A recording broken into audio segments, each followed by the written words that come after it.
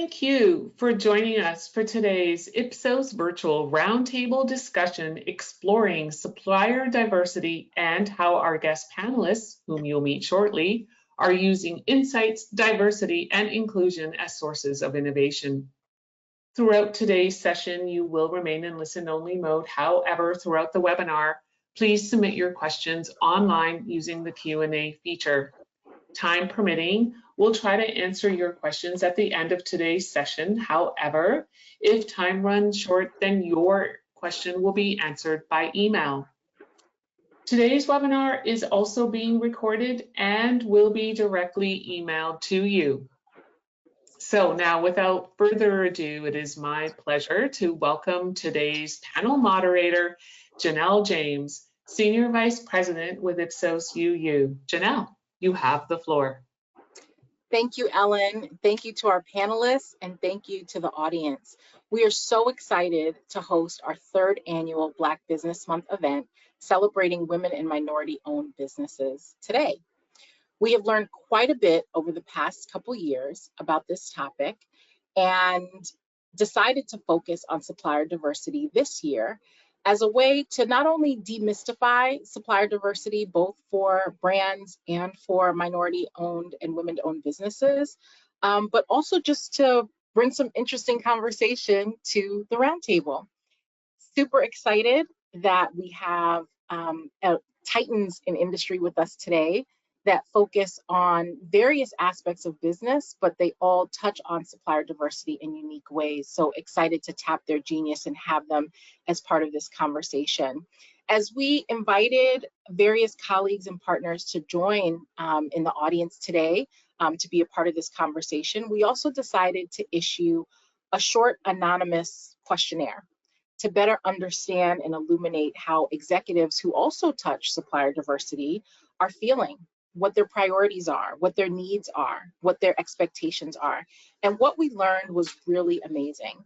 So before we get started with the conversation and before we have each of our panelists introduce themselves, I just want to take you through a little bit about what we learned in the survey or this questionnaire. So it's really stimulus for today's conversation. And we issued this, as I mentioned, to illuminate supplier diversity priorities and needs across industries. And what we observed just in the process of collecting responses and engaging with many of the participants is that there is so much energy, enthusiasm, and appreciation for the focus on this topic. And so you'll see that in a good bit of what we share briefly. So who did we talk to? What did we do? As an overview, we distributed this questionnaire to about 600 executives that touch a few different functions and areas like supplier diversity, sustainability, ESG, DEI, procurement, marketing, finance. So definitely a range. And I'll also say insights. We did include a lot of insights people in our outreach. 130 people clicked the link for this survey. 56 people completed it. So the data that I'm going to be sharing with you is based on that group of people. So in many ways, we consider this qualitative in nature, very good directional perspective, but because it's also, as we would call it, a B2B or professional sample, 56 is pretty robust for qualitative. And 34 of those people who completed it, so focus on supplier diversity or procurement specifically. So that's about 60%. And really excited to see the range of industries. You can see them listed here. We have about 11 plus industries represented, but the majority of people are coming from professional services, tech, media, and telecoms, and another industry. Other industries were higher education versus just education, and a few other interesting things like security, et cetera. But you can see the range there. And I also decided to just include a couple of verbatims. I mean, one of the things that really, I think, surprised us that we appreciated was just the enthusiasm that I mentioned around the topic. And you can see here what some people shared with us. And then in terms of what we learned, I'm only going to share about 2 stats before we get started, but I thought this would really be great to get us started. One of the open-ended questions we asked was, in my company, well, fill in the blank, In my company, supplier diversity is all about blank. These are literally the verbatim responses of what people shared. And so as a way to better understand that context and that content, I decided to color code them. What you see in yellow here is our responses that focus on how supplier diversity benefits that person's company, their internal organization. And so you can see things like clients, right? It's all about expanding our supplier networks. It's all about benefiting our customers. It's all about winning. So you can see a lot of things related to supply chain performance, even profitability and their own people. What's highlighted in navy blue are the responses that talk about benefiting the diverse suppliers and various local communities and impacting the community. So you can see there about 1 in 3 of the responses focused on those types of responses. And then in the orange, we have responses that kind of fell into both categories. And you can see, ensuring our contracts reflect our city's population, driving equitable opportunities, compliance. And so very interesting to see, but the majority of what people focused on in their responses were really how it benefits their companies, the larger companies, the bigger brands. The next thing I wanted to share really quickly that we learned that really stood out was one of the final questions we asked was, what's the single biggest opportunity you're seeing to improve your organization's supplier diversity efforts? And half of those responses focused on executive buy-in and alignment with business strategy. So nothing to do with diverse suppliers, nothing to do with what's going on outside, but really about getting traction, getting alignment, having these efforts better integrated and more aware inside their own organizations. And we see that often happening with any sort of work that focuses on diversity, equity, and inclusion, where oftentimes resources are committed, people focus on this, but there's still part of the journey is still about galvanizing the entire organization to make sure they're advancing in the ways that they want. So we see that half of them believe their biggest supplier diversity improvement opportunities are internal with leadership. We also asked about a magic wand for support. What would that look like? And people talked about networking and relationships, industry benchmarking, competitive benchmarking, category benchmarking, and different forms of support. And then the last thing I wanted to share before we get started was, one question we asked was, what are your questions? If you could ask a question to a supplier diversity expert today, what questions would you ask? 44 people responded to this question. So most of the people that participated in the survey, and really interesting to see the categories the questions fell in, and that's that pie chart on the bottom left. And so you can see 6 of the people, their questions focused on finding suppliers. They want to be spending more in this area, but they literally don't know where the diverse suppliers are in their particular category or industry. Funding, needing more resources and bigger budgets for their supplier diversity programs and their efforts. ROI, and proving ROI. 3 people had questions on that. And 3 people also had questions on the future of supplier diversity. And then the 2 biggest areas where there were questions, again, executive buy-in, internal alignment, 11 people had questions that focused on that topic. And then finally, overall program impact and best practices, 19 questions focused on that. So this was just to give you a little bit of a flavor of how people are thinking, where they're seeing opportunities as they look at their own supplier diversity programs. And with that, I would love for us to transition. I'm going to stop showing my screen. And I would love for us to transition to our panel conversation. So we have 5 amazing executives here with us today. And I would love for each of them to just take an opportunity to introduce themselves by sharing a few important things relevant to this conversation. 1, where do they work and what do they do?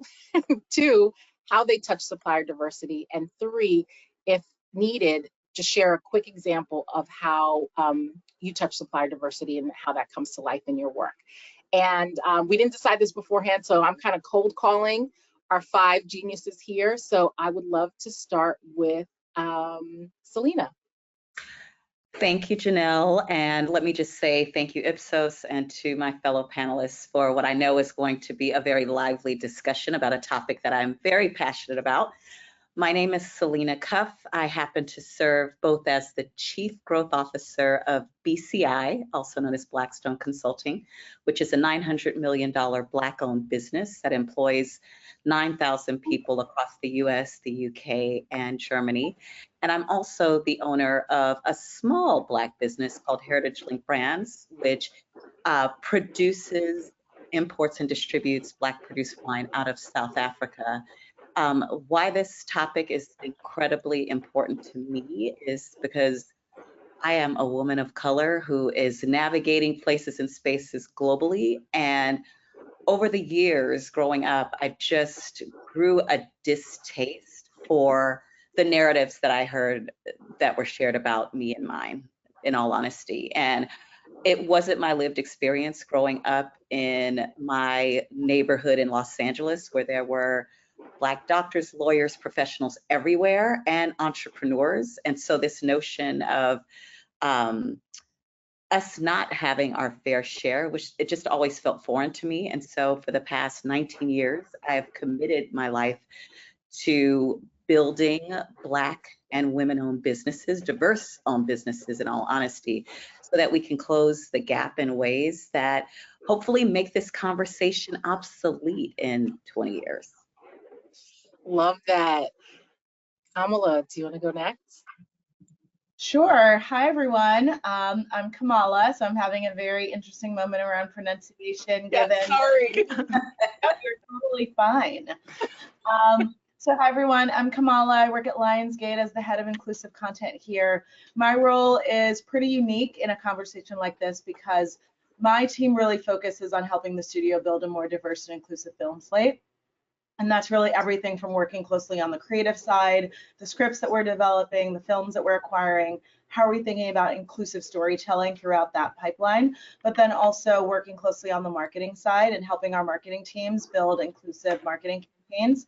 And so I think that my sort of tentacle into supplier diversity is really about the stable of writers, directors, producers that we work with. Those are our key suppliers, as well as the agencies and vendors that we hire on the marketing side, and constantly thinking about how can we create more opportunity for those from underrepresented backgrounds to be a part of this business. A lot of times when we are thinking about hiring directors, we're very aware of the fact that there are not as many women and people of color who historically have been employed as directors. So if your starting point is we have to hire someone who's already directed a theatrical major studio movie, I've started to say to people, so you're telling me you're definitely going to hire a white guy? And they're like, no, I didn't say that. And it's like, yes, but based on your criteria, that's kind of where we're starting. Little right? grandfather clause. Right? It's like, exactly. And so even on the agency side, same thing. Like a lot of times if we have a Black-centered movie, that's when people will say, well, we need a Black publicity agency on it, or we need a Black trailer agency on it. But what if you need Black thinkers and marketers on every type of movie, regardless of who's in it, so that those businesses can also scale? So that's really kind of how I think about how our team plays a role in supplier diversity. Wonderful. Thank you. Dawn, do you want to go next? All right. Hi, everyone. It's so good to be here. Thank you, Janelle, for pulling this together and for Ipsos for pulling this together. And I'm so excited to see this group of women and ladies here. So my name is Dawn Carr. I'm founder and CEO of Mahogany Insights. And we are a strategy and market research firm. We are both women-owned and minority certified, and we really focus on amplifying the voices of underserved communities. They are like bullseye target are Black and African American voices. So we help companies create more inclusive brands by uncovering those insights and then really understanding the nuances of Black identity and capturing that diversity of thought through socially informed research. Like if you think about that kind of that diversity of research that we do. But we also have this other leg, which is that we can serve as a source to prime research firms. So like in Ipsos, for example, who's a large research company, these companies that have these goals, these for diverse suppliers, we serve as a subcontractor to Ipsos. So for an example of that is with DFW Airport. DFW Airport has very aggressive diversity supplier goals, about 20% of their spending they want to come from that. We partner with Ipsos. Ipsos is prime on that. We are the subprime on that, so that we go to market together and we help DFW serve their goals. And for us, it's a way in which we are able to capture scale as well and kind of deliver that. So that's overall. Love it. Thank you. Faith, do you want to go next? Of course. Thank you. Thanks, Janelle. It's exciting to be here. My name's Faith Adiaveri. I'm Director of Supplier Strategy for Microsoft Digital. Microsoft Digital owns the digital strategy and technical roadmap and developing applications for our internal employees, so Customer Zero. And I have over 15 years of experience of procurement and supply chain management in the energy and tech sectors. So currently, though, my role isn't really directly linked to supplier diversity, but however, because my team and I own the responsibility of contract negotiation, supplier selection, et cetera, for this digital organization within Microsoft, we are closely aligned with Microsoft's overall goals and strategies around supplier diversity. Microsoft's mission is empowering everyone on the planet to do more. And what does that mean? That means also a lot of our suppliers are our customers. Why shouldn't our suppliers, and which is diverse, why shouldn't our supply base reflect that? And so, you know, it's just been part of what I do professionally. It's been part of what I prioritize. And I'm persistent about ensuring that my key partners and my stakeholders are informed, aware of the supply base, aware of the benefits of diversifying and the unique perspectives that our diverse suppliers bring to our scope of work. A lot of the times in the digital space, especially, it's heavy engineering. There's always the belief that there aren't suppliers, there aren't diverse suppliers that can do this work. And I frankly, I disagree. I'll give full credit where it's due. There is a procurement organization within Microsoft that owns our supplier diversity goals and initiatives and stewards that annually very, very effectively, and they prioritize it obviously, but they've done a lot of work around onboarding suppliers that can do the work. They understand our scope of work, they understand the categories of spend that we have. And one gap I noticed when I joined the company 3 years ago is awareness. And Janelle, you touched on that in your opener, right? A lot of folks, stakeholders, whoever, aren't really aware. And I think it's human nature, right? We snap to what we know. We think, oh, I've always worked with this supplier, I'll just, you know, go back. And part of what my team and I owns is, you know, developing strategies that are competitive, developing strategies that align to our business, meaning Microsoft Digital business objectives, as well as Microsoft's objectives, as well as, and which includes diversity. And so it was a no-brainer for me. And as Selena touched on in her intro, I'm a visible minority. I've benefited from others prioritizing, including individuals that look like us.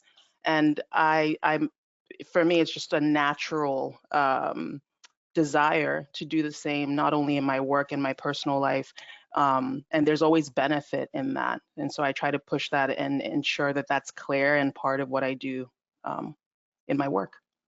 Love that. Thank you. And last but not least, Shay.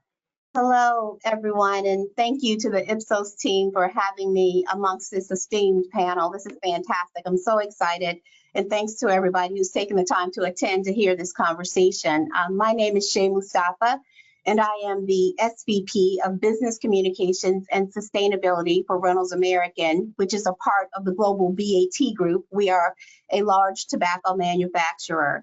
I've actually been in this role for about 3 years, and as a part of my remit, I work with functions across our enterprise to support initiatives such as supplier diversity, which we see as core to our sustainability efforts. And, it's interesting because when I think about our global supply chain, from crop to consumer, it's really vast. I mean, in the US alone, we have over 2,000 suppliers, and we spend approximately $2 billion between our indirect and our direct spend. So pretty sizable. So obviously, I'm passionate about making sure that there is equitable spend, and we want to ensure that everyone is included in that mix.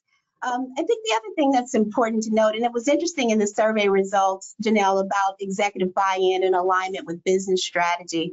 I think if we can make it clear how supplier diversity aligns with the business strategy, then you get the executive buy-in. I mean, we see supplier diversity as an imperative for our business transformation. Our business is in transformation like many others. And ultimately, we want a sustainable business over time. So very critical to us. And I would also add, maybe it's a personal note if you ever have a trivia moment, something else I'll share is that I'm also a former entrepreneur, having co-founded an ad tech company. So I've sat on the other side of the table. And at the heart of this, for me, it's about economic mobility, because I see what business ownership can do for individuals and for generations. I love that. I'm already inspired by what you've all shared. My next question is a little bit creative or weird, depending how you want to think about it.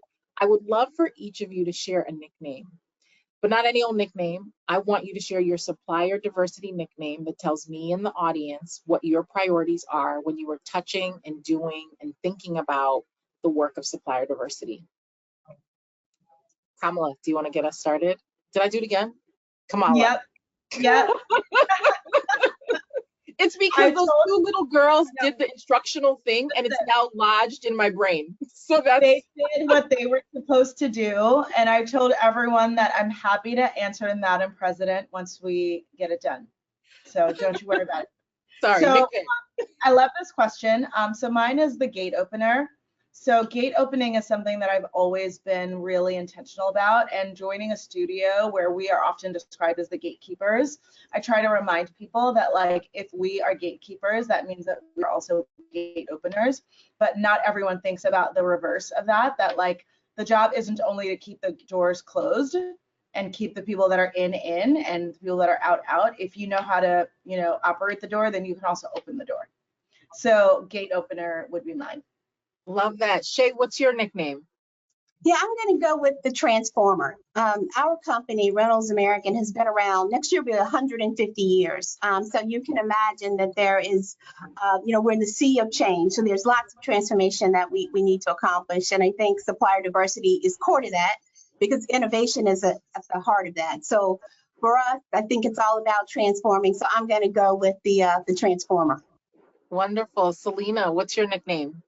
So my nickname is Spender Supreme, because I take great pride in being able to leverage the scope and size of the business that I lead to be able to bring more along just like me or other diverse vendors, because ultimately that's the way that we close the gap. And as I was thinking about this nickname, it just dawned on me that I have been a Spender Supreme, not as a consumer. To be clear, I do not like shopping for brands. I don't even like shopping at all unless it's food. But when it comes to B2B transactions, I mean, over the course of 20 plus years, even when I was working as an early executive in corporate America, my inclination has always been intentional about cutting enough slices of the pie so everyone can eat. It's a big enough pie, and so I love being the Spender Supreme. Love it. Big and growing pie. Faith, what's your nickname? My nickname is Persistence Pays Off. And the reason I state that, and I touched on it a little bit, is I don't take no for an answer, right? I don't like excuses. We've done business like this. We've always worked with this particular supplier. And those are just excuses. I think that, making sure that stakeholders are informed, our buyers, stakeholders are aware of the supply base, and also Microsoft's mission around an inclusive buying experience, right? And the excuses forgive me, I always hear is, oh, we weren't aware, or we don't know what supplier can do this work. There's always ways to be creative with your selection and procurement, right? We've come up with really creative ways to do that. For example, looking at tier 2, our supplier subs, and trying to influence diversity at that level. I'm persistent in this area, and I won't take no for an answer. Love it. Dawn, last but not least, what's your nickname? I love all those. So as the one that sits on the other side, the receiving end of some of the supplier diversity, for me, the nickname that I gave is Igniter, because when I think about like an igniter, it's actually something that initiates the process, right? So like you can have something that creates that spark, that flame, that thing that can send you out to just like, a long-term fire. And, but if you don't have the right like ingredients, the right mix, you can light that igniter as much as you want and it'll never take off. And I think that that's what supplier diversity really is. Like it gives you this opportunity to get in front of, or maybe get in the door in some of these great places, but you ultimately have to do the work. You ultimately have to show up. You ultimately have to deliver as well, sometimes better still, as some of these other organizations and companies that you're competing with. So it is something that gives you an opportunity, but it is not the end all be all, and you've got to be able to see it as what's under. I love it. It feels like such a superpower. I will say this, you guys did an excellent job with this, and extra credit for alliteration. So thank you for that. As we get into the conversation a little bit more, I want to start with definitions, and mostly because there's so many terms that are thrown around, but also every company is on a unique journey and has different priorities, sometimes in addition to spend. Tell me a little bit about how you're defining supplier diversity and what the priorities look like for you. I'm going to try again. Kamala. Yes. Yes. I don't know what I'm doing. Sorry. Kamala, you did Kamala. it. Okay. So I think the way that we define supplier diversity here, and I will do something similar to what Faith said, which is acknowledge that there is a team that is very focused on supplier diversity across Lionsgate, because there are a lot of different suppliers that we work with, right? Not just sort of, I'm more focused on the content side. So I'm thinking writers, directors, producers, talent, and I'm also thinking like marketing agencies, publicists, etc. But there's every type of buying and procurement happening at our company, and there are teams that are focused on that with respect to everything from printing to catering to like production services, all of those things, editing, dubbing. So all of that's taking place, and Lionsgate has made really big strides in that with intention and focus over the last several years. So the way that I would define it and think about it, it really is just broadening your Rolodex to people that are also great, but you just don't know yet, right? In entertainment, it's such a relationship-driven business, and that's not only true on the talent side, it is also true when it comes to printing, editing, dubbing, production services, things where people might assume that it might be a little bit more of a clear and objective meritocracy. Turns out that that does not exist in any arena. People like to work with people that they've worked with before. Working with people they've worked with before gives them confidence. In their mind, it decreases risk. I think it also, in some ways, is used to defray or decrease accountability. So if that known entity doesn't work out, everyone can say, well, how could I have known, right? And so, it gives them a little bit more sort of cushion around them, that it's not their judgment, their taste, their assessment. Just everyone said this person was good. We've used them before. I guess they messed up this time. And so really the priority and focus that I have is trying to think about how can we redefine what it means to be ready and qualified to be hired, right? Because if the criteria is having been hired before to do that thing, it makes it very difficult to ever justify hiring a woman or person of color, a queer person, a disabled person, because historically they have not been hired before. So if that is the first and only criteria, we're going to continue circling on the merry-go-round of good intentions but no action.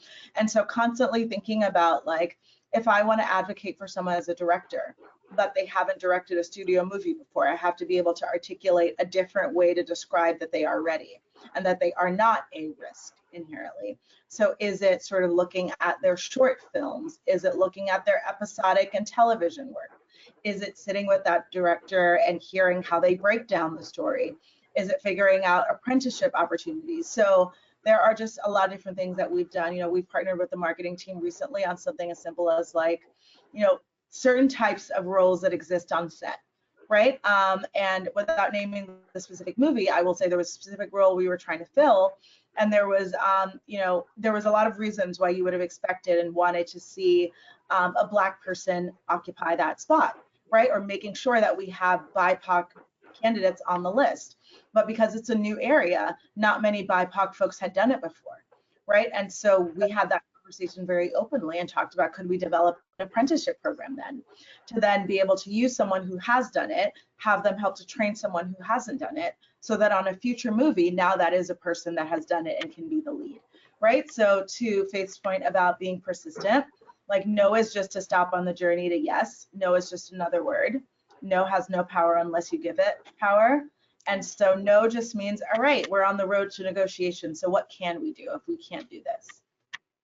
I love that as the gate opener, you were so open-minded even about the feedback that you received. So that is absolutely wonderful. I also love that you shared the apprenticeship program, because I think to that point of it not just being about spend, developing suppliers is part of supplier diversity. Shay, I see you nodding the most. Do you want to share a little bit about that? No, I absolutely agree with that. I mean, your original question was around how do we define supplier diversity? And for us, I think it's about proactive efforts to help support many of the underutilized businesses. You named the group, you know, minority owned, women owned, et cetera. And I believe the spend is super important. So Selena, I really love that. But I think the other thing that I think about when you look across our business, we have so many experts in so many areas, and that there are ways that we can help businesses develop, certainly to support us, but we can also help them to develop the muscle to support other businesses. So for me, it's about not only the transactions that we need to establish, but also the relational element, which takes time. And we need to invest the time in order to help support them in building those skills and capabilities. Can I jump in and just provide the perspective on the opposite way, because I benefited from something like that, Kamala. So I was part of a mentoring program through Toyota, who has this fabulous one. And what they do is they look, you apply, you have to be a diverse supplier, but they are actually looking in their pipeline for the areas where they don't have enough. And so you come in and you do a year-long mentorship program, and it is not about selling your business. It's not about, you know, them having an opportunity. It's about you learning about what it is to work at Toyota, the language, the people, for them to get to know your business, for you to actually create those relationships so that when the opportunity comes, you're ready for it. And that for me sitting on this side was so beneficial, because they didn't have an opportunity there, but they introduced me to their agency who did have opportunities. And all of a sudden now I have this bridge, right? And I still am connected to Toyota. And I think that as a supplier on this side, that part is so critical, because there are so many things you're trying to learn as an entrepreneur that you're trying to do in addition to your business, and you don't have all of those resources to learn deep and go deep in every one of these big corporate cultures. And so when you have a company that's willing to bring you in and help you just learn those basics, it puts you at a place where you're more ready to be able to have those big contracts and go after them and feel more confident about them and do them in a way that is great, that they're winnable. Love that. My next question is an interesting one. And I'm also really struck by not only the perspective that you're all sharing, but the confidence, right? I'm curious, what, if anything, has been most surprising to you in your supplier diversity work? Any thoughts there?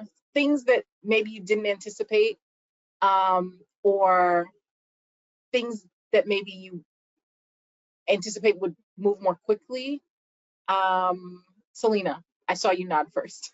Yeah, I mean, I think that the thing that I find most surprising, especially as a large Black-owned business, is how perception is reality for so many, especially let's call them mid-level managers, who are not quite sure that they believe the empirical data that basically shows that financially diverse companies outperform non-diverse companies time and time again. McKinsey has been doing a Diversity Matters research project for almost 10 years now, and it has not changed one time to say the reverse.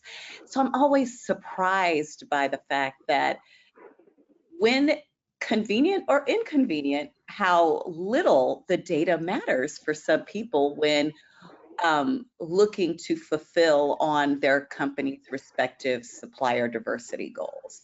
It fascinates me because ultimately we're all in this, not just, although I wish everyone could be as altruistic as me, but this is about revenue and it's about profit. And those who are aware, like, for example, the $1 Billion Roundtable, which is a group of 43 corporations, primarily in the Fortune 100, who spend at least $1 billion a year with diverse businesses, they get it. And this organization has existed for over 2 decades. And their ability to outperform the market demonstrates that this is a real thing. And so I'm always surprised that people still want to push back against what's in their best interest. I love that. And for those of you who have not heard of the $1 Billion Roundtable, there are probably over 30 companies that are on that list in the US, and this involves their spend globally, and it includes company names like Walmart, CVS Health, Abbott, Amazon. I'm trying to remember the list in my mind. Apple, Microsoft. Google, Yeah, Microsoft. Bank Yes. of America. Bank of America, Citi, JP Morgan Chase, so tons of organizations. Any other surprises? Would love for you guys to share any of that. Go for it, Faith. I'd like to share. I think, humbly, I'll say that I came into, especially in the Microsoft digital space, thinking that I knew everything there was to know about supplier diversity. Because like I said, I've been in the procurement supply chain space for over 15 years. But I learned, like one of our core values and objectives at Microsoft Digital is developing applications that are accessible. And that's something I've never had to think about. So that influences how we award when we're looking at our engineering scope and making sure that we're partnered with the right tech and engineers that have that as a priority, building solutions that are accessible for all people. And so that was a huge learning for me. But then I also leveraged that core objective that we have to influence skeptical stakeholders, right, about partnering with diverse suppliers. Diversity, the category of diversity we're looking at is Black-owned, woman-owned, veteran-owned, and owned by individuals with disabilities. It's a pure connection to our business strategy, which we touched on.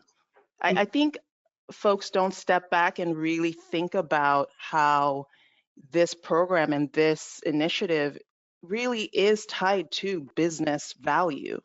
A lot of times when we talk about supplier selection even in our strategy for procurement, we think about cost, or as Kamala touched on, previous experience, right? There's a safety net there, but we must think bigger, right? I love when companies have clear principles, values, objectives, so one can always touch back on it. At Microsoft, we talk about not having a limited or fixed mindset, and so I return back to that motto when I get pushback and say, you're not demonstrating growth mindset. It's not always a dollars play. It's also remembering that from a values perspective and also company values and objectives perspectives, this is the right thing to do.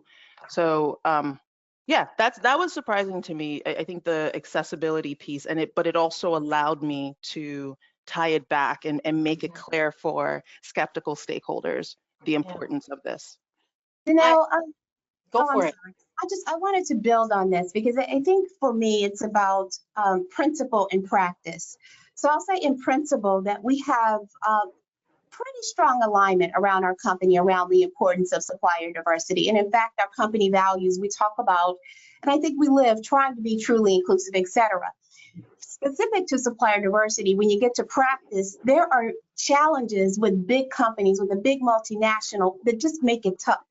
And so I think we've got to be more creative. I heard that word used earlier. So for example, when we talk about processes, payment terms are real. And the types of payment terms that we typically have that larger suppliers can absorb can be tougher for smaller businesses.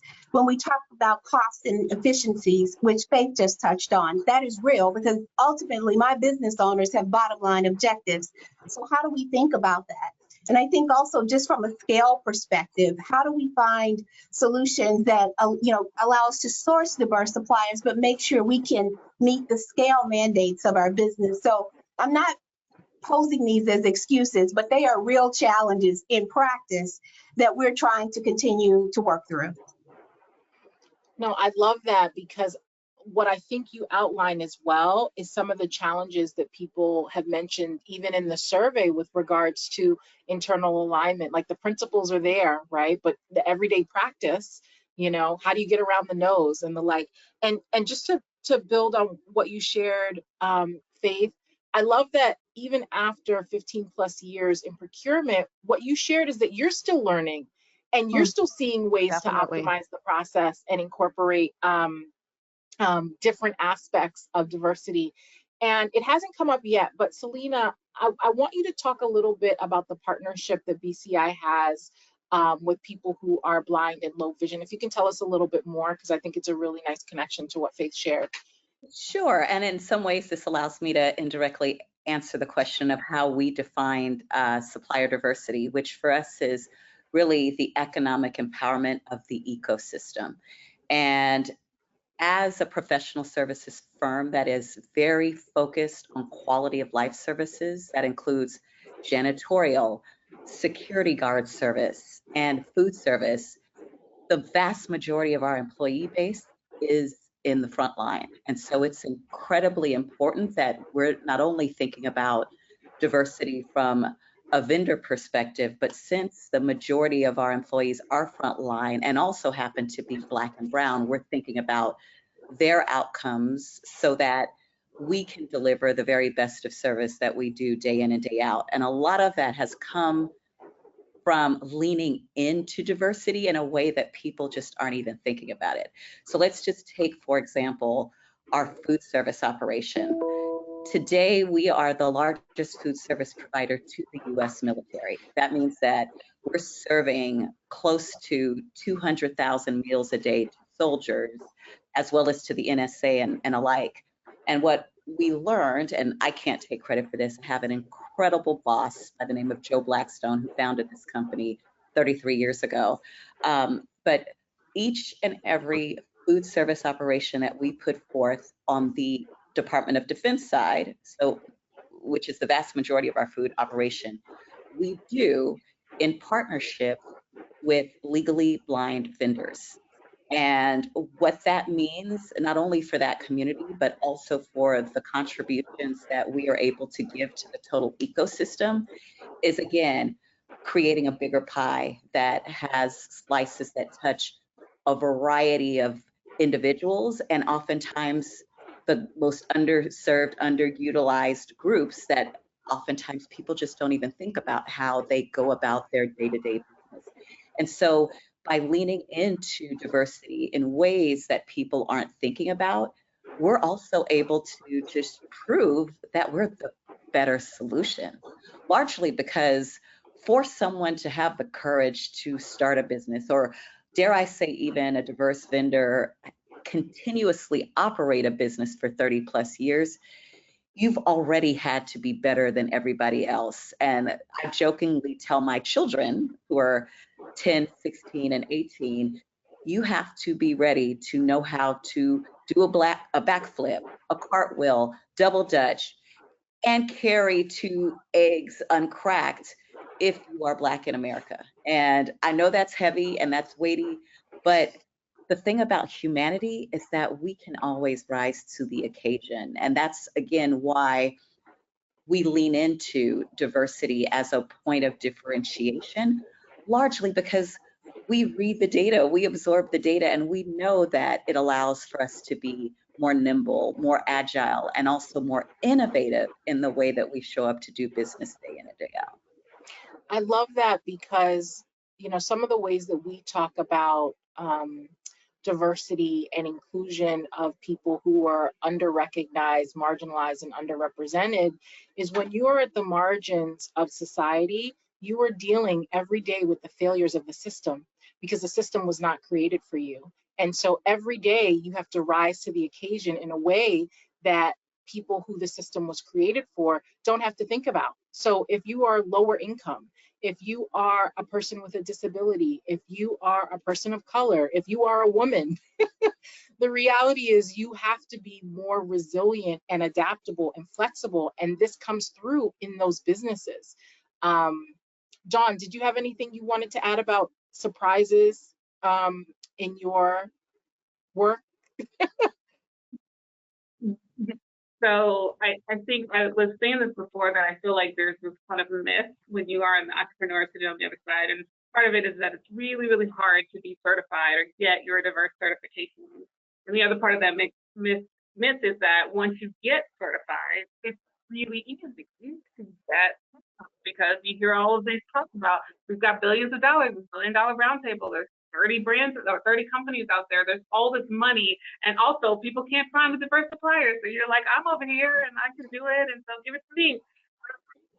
There's right that like once I get this, then this will come. And there are all these other factors that I think that everyone is so eloquently talking about in the organizations that are sort of like that make that a little bit more difficult, or create the friction there. And so it's never easy. So when I kind of counsel people, it's like setting the right expectations. And then I think the other part that Shay made me think about is like it's all the other expectations that I feel like as entrepreneurs, we're not always ready for. So it's not just that the money may not be there, but even if you get the project, the payment terms, as Shay talked about, the upfront cash flow that you need to be able to do businesses with, the legal things that you have to go through. There are these other pieces that we often don't know about until we get in, and that make it difficult or create these barriers for people. I wish for was that there was a little bit more progressive there, I think, and that there's a bit more of that, as you talk about resiliency, but that a bit more of that understanding that this is something that takes time. Even when you win the contract, it could be a year later before you actually see, that and feel, but you have to be ready for that as well. That I think sometimes the entrepreneurs don't know, and so they're not ready. Janelle, Go for it. I was just going to add that, like, in terms of surprises, one thing that I think is important is once you onboard a diverse supplier into the ecosystem, especially if you are not going to be the person at the company that is working with that supplier, you'd be surprised how much, like, there is still work that you need to do. The win isn't just like getting them onboarded, right?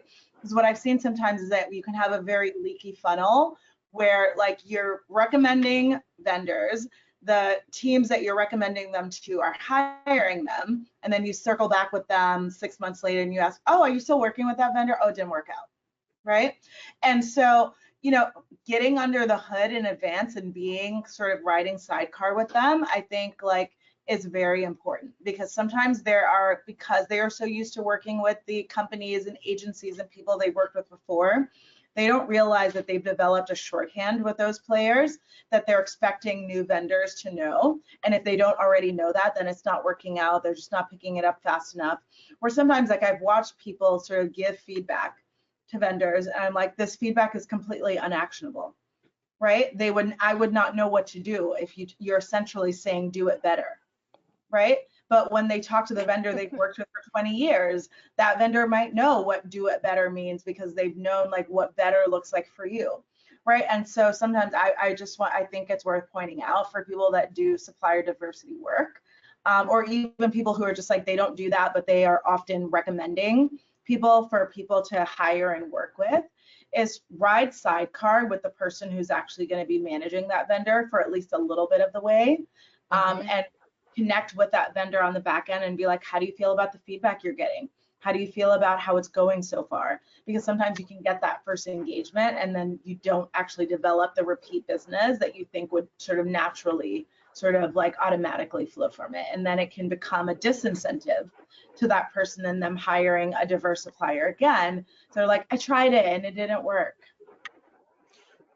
I love what you shared because I think this is really relevant. I mean, all of this is relevant across a lot of different functional areas, but I think this is something that, one, not only did it not come out in the survey, but it's something that I think everyone in whatever role they sit in, marketing, insights, finance, creative, production, where you can see how that can easily happen if you don't have the benefit of 20 years of experience and familiarity and all the people that contribute to the success that may not be called out when you're considering a new vendor. So absolutely love that. Can I jump in a little bit, please, Of course. Janelle? That really resonated with me, Kamala, because I think it makes me feel or think of, recruitment even, right? Like hiring diverse candidate. There's always they're the fit, or, these sort of like intangible or like unmeasurable things that as feedback. Yeah. So,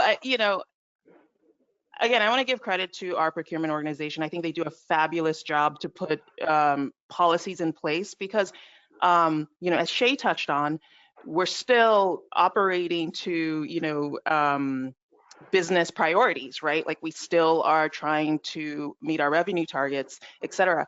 But there are creative ways to ensure diverse buying. The procurement organization at Microsoft has put in place policies like funneling certain spend, because we know that there's a category of our spend that has the vast majority of our diverse suppliers, right? And so there are policies in place about kind of funneling to a specific group for certain contracts and ensuring that there's diversity in that supplier base. So that's one way. Then you have sort of like an even playing field where you have diverse suppliers that are able to compete.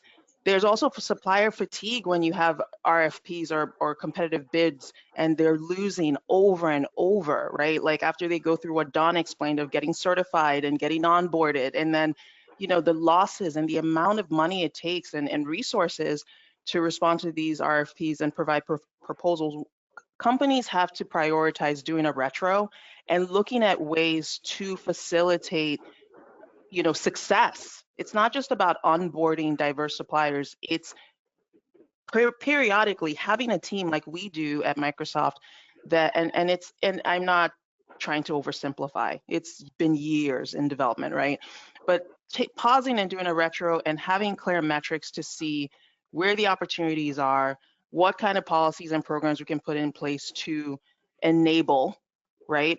And then, like Kamala touched on, supporting our suppliers, right? Like really writing sidecar, as you said, and being there and not just sort of kind of setting them up for failure.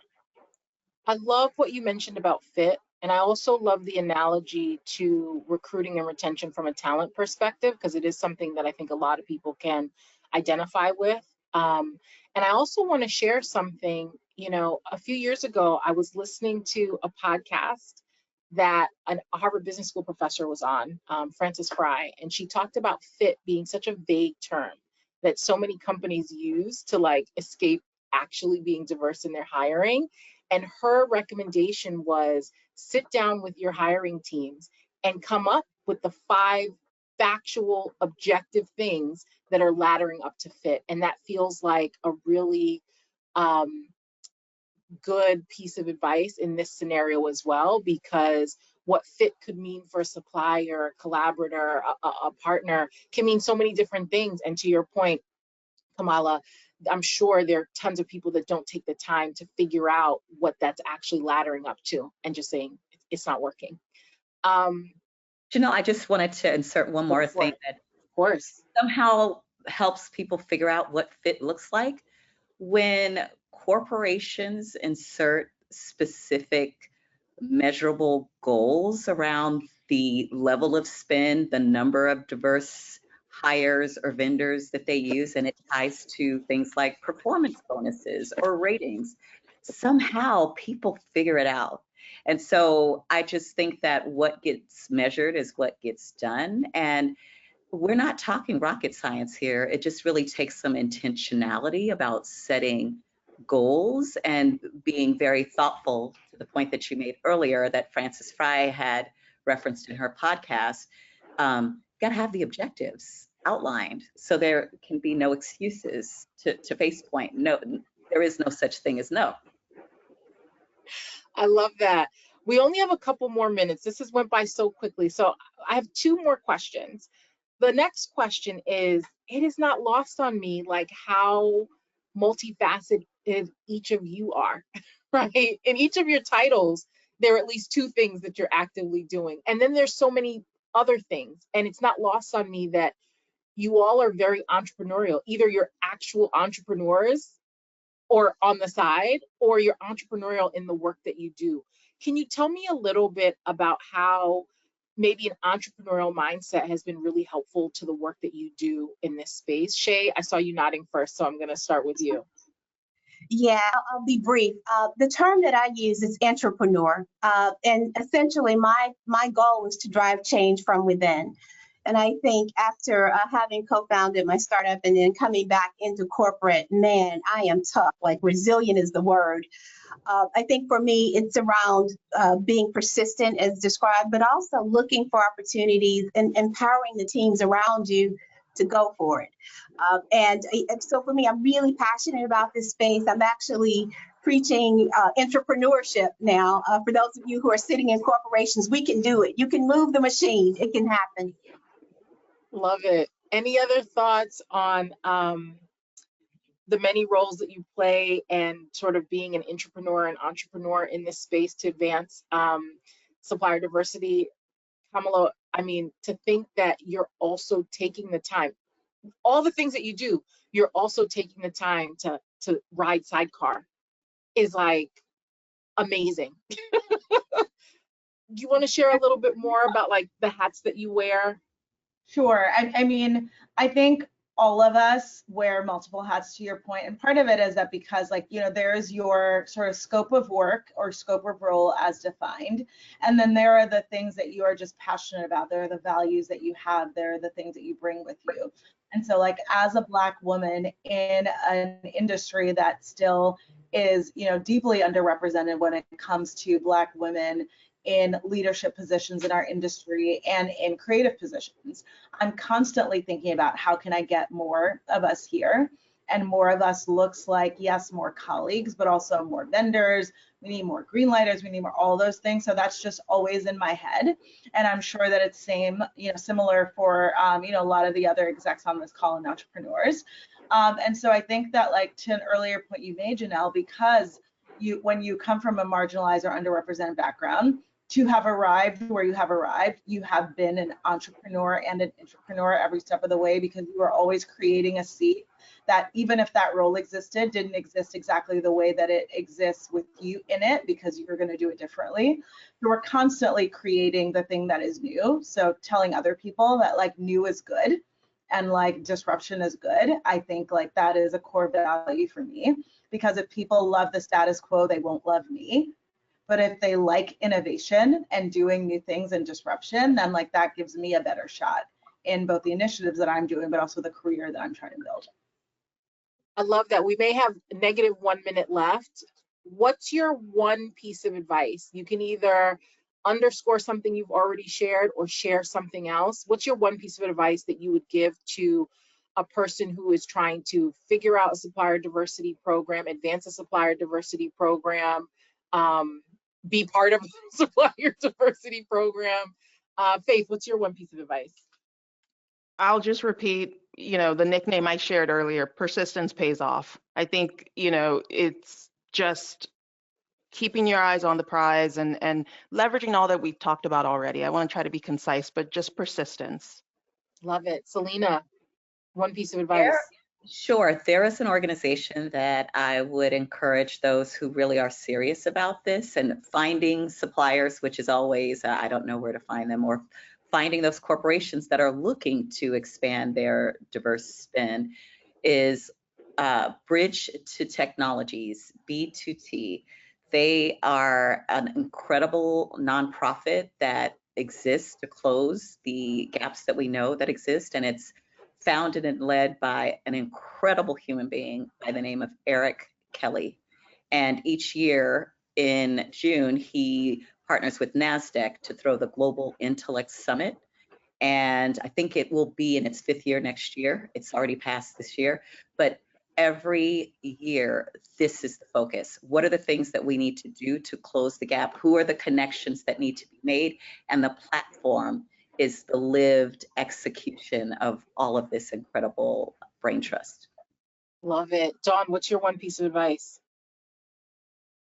For me, it's the humanization of the work that you're doing. I think that sometimes it can just be around the day-to-day, you get caught up in it. For me personally, I mean, I've had my company for 3 years, and I started out as just a solopreneur, right? And 3 years later, like, I have a real company with employees and health insurance and also, you know, a platform and all these other things that we're building. And those people are able to go off and do other things. And that's a direct result of having that opportunity with DFW Airport that gave me this room, this breathing room to be able to build and grow and scale. And so when people talk about all of those things that were up on the board, like, it's real talk about what you can do to impact communities just by giving someone this opportunity. And I see it every day and get to live it and see that growth. Thank Wonderful. you. Kamala, what's your one piece of advice? Kamala. This little brain. I mean, one thing I'm gonna do is that I only have one niece and she's only one, but I gotta recruit more so they can do a little thing on how to say my name. I would just say, I'll just repeat the nickname as well, gate opener. If you are in charge of, you know, sort of being a gatekeeper in any way, and all of us are in some way, be a gate opener. Find a way to, like, open the gates and give people the keys to come in. Love it. And last but not least, Shay, what's your one piece of advice? Yeah, thanks, Janelle. I think the key for me is, you know, supplier diversity is an imperative to sustainable business performance.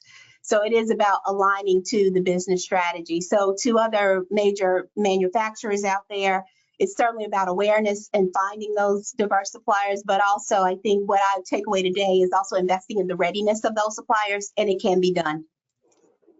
I love that. We are over time. I thank you so much for your genius and your perspective and sharing your experiences and the many hats that you all wear. This was a phenomenal conversation. Ellen, I'm passing it back to you. Thank you. Wow, I just really want to thank Janelle for hosting this wonderful session and for our guests and their candid discussion. Thank you all for joining us. I did see a question or two pop in. Those are going to be replied to by email and also in everybody's email in the next coming days. Be on the lookout for a link to today's recorded presentation. As always, we welcome the opportunity to speak to you, so please feel free to reach out to us. That now concludes today's amazing webinar. Have a wonderful day, everyone. Thank you. Bye-bye.